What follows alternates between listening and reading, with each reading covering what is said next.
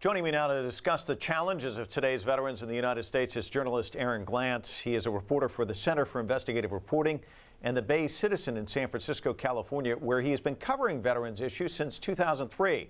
He's also the author of The War Comes Home, Washington's Battle Against America's Veterans. Aaron Glantz, welcome to The Heat.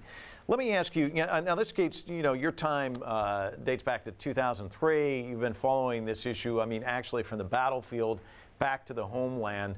How difficult has it been to watch these soldiers go through what they've had to go through? Well, one of the most difficult things is a number of people that I met, immediately after coming home from Iraq myself in 2005, some of them are no longer with us. There was a gentleman from Pittsburgh, Pennsylvania, who I featured in my book, who was battling to try to get drug treatment counseling from the VA, and PTSD treatment, was having a great deal of difficulty, and he subsequently took his own life. And we know now, because of some other great investigative journalism, that 18 veterans kill themselves every day in this country. And, when you cover a beat over a period of time, as I have, you meet a number of those individuals, and then some of them are no longer with us. Well, and it's, as you pointed out, it's kind of at an epidemic proportion, and yet it seems to be under the radar for most of America, wouldn't you say? Well, there's 2.4 million Americans who have fought in the wars in Iraq and Afghanistan at this point in time, which is an awful lot of people. And, for example, almost 500,000 of them have been diagnosed with post-traumatic stress disorder or some other mental injury from the war. But 2.4 million people in a country of almost 300 million people, some veterans groups say this is the other 1%. We hear about the 1%, the wealthiest in this country. Well, there's also the 1% that has fought America's wars.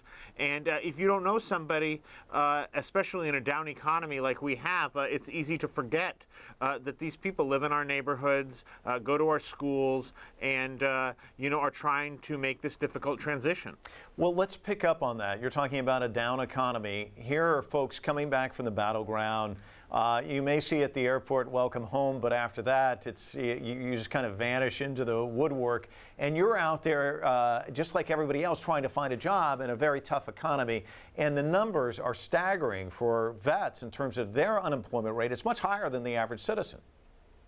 Well, it's a couple of points higher, and also the kind of jobs that a lot of people can get. If you're a skilled officer in communications or a hospital practitioner, lots of different jobs people do in the military, some of which are easily transferable. But if you were in the infantry and, your main skill is shooting people with a machine gun, it does not necessarily lead to the best job opportunities when you come home, not even considering, any injuries you may have sustained or any job discrimination you may face. But the one good news, the one kind of positive thing that I would say is that since I started covering this story 8-9 years ago, that the GI Bill, the cash benefits for education, has been much improved. And so we do see an awful lot of Iraq and Afghanistan veterans taking advantage of that benefit, going to school, getting an education. The problem that we have there is if they're not getting the health care that they should be getting from the VA, a lot of them drop out because they can't keep up with the rigors of academia. Aaron, let me ask you about the book. What made you say, hey, I think there's a there, that I need to pursue this and write a book about this? Well, when I was in Iraq as a reporter, I wrote a book about that called How America Lost Iraq, how I saw the Iraqi people really turn on America over the first two years of the occupation after initially embracing the overthrow of Saddam Hussein.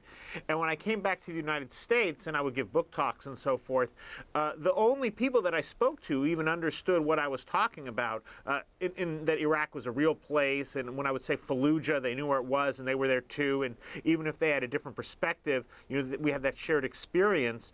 I kept coming into veterans again and again who would tell me how they were getting the shaft.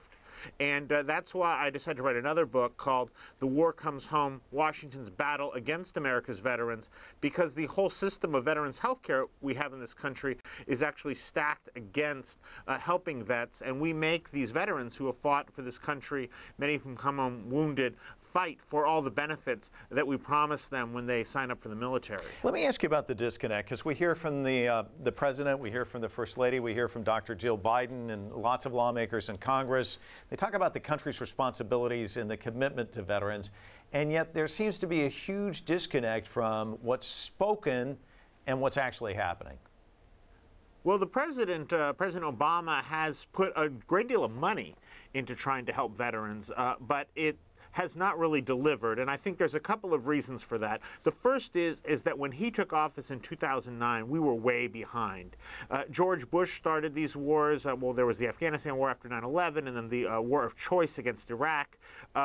Both of those were begun without significant staffing increases and funding increases at the VA. So then Obama comes in 8 years later, 7 years later. There's a huge backlog of disability claims, needed health care, and he tries to get out in front of it. He throws money at the problem, but I think what we've really seen is a lack of leadership and attention. You know, right now we're talking about a sex scandal David Petraeus is involved in. We're talking about the jobs numbers. I don't see where the president is giving his personal actual focus to reforming some of these bureaucracies that are providing care for our veterans.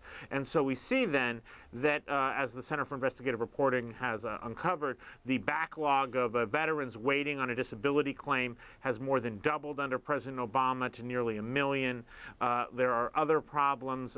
You know, last few months ago, the VA was accused by its own Inspector General of cooking the books in terms of not giving veterans the mental health appointments that they're required to get by law.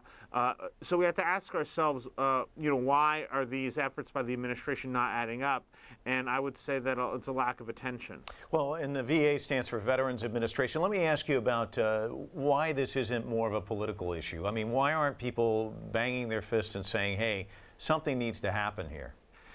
You know, there's 2.4 million Americans who have fought in these wars, which is not a huge number in a country of 300 million people, and veterans do not have the kind of ongoing lobby that the National Rifle Association has, that environmental groups have, that big labor or big corporations have.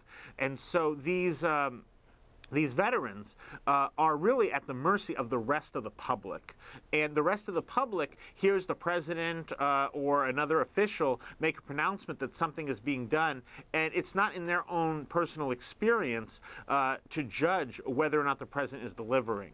And so that's why it falls to journalists, you know, to really monitor the situation and make sure that some of the absolutely shameful behaviors of our country after the Vietnam War ended are not repeated this go round. You know, the country, the United States, dealing with an economic crisis. There's a lot of talk about expected cuts to social programs, safety net spending.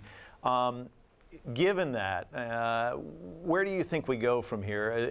Does it look bleaker to you, or do you think that there's a chance to turn this thing around?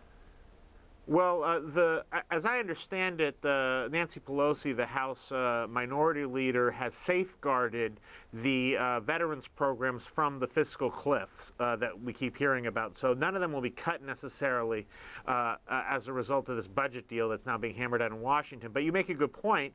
Overall, if we are entering a new age of austerity in this country, and in addition, you know, some of the money that has already been thrown at these programs by the administration is not delivering, then it could become an even more intractable problem to solve going forward. Aaron, you talked about one of the folks that you profiled in your book who's since passed away, taken his own life. What's the general sense from the people that you profiled, that you've talked to? Do they feel like the country's just turned their back on them, or is there, what's the sense? You know, the sense that I have is, if you talk to Vietnam veterans in the 70s, you know, they would say, I came home from Vietnam and the country spat on me, right? What we have now is, I came home from Iraq or Afghanistan and the country was watching Britney Spears on television or thinking about the new iPhone, and just really not engaged and not paying attention to what's going on in my life. And I think that this may be one of the first wars that America has ever fought where the country moved on when the war was still happening. Which one stings more, getting spat on or the Britney Spears? I mean, both are really kind of turning your back on these soldiers, isn't it? Well, I mean, I think that for these veterans who are coming home now, who who are not getting the recognition, it just causes them to fly under the radar and slip through the cracks, you know. And I think that, you know, it's not for me to judge which is more damaging psychologically to receive, but it can often produce the same result, you know. And just because this country has good intentions and says the right things doesn't necessarily make any difference for the veterans who are coming home unless there's some action behind it. Aaron Glantz joining us from San Francisco, California. Thanks so much. Really appreciate it. Thank you.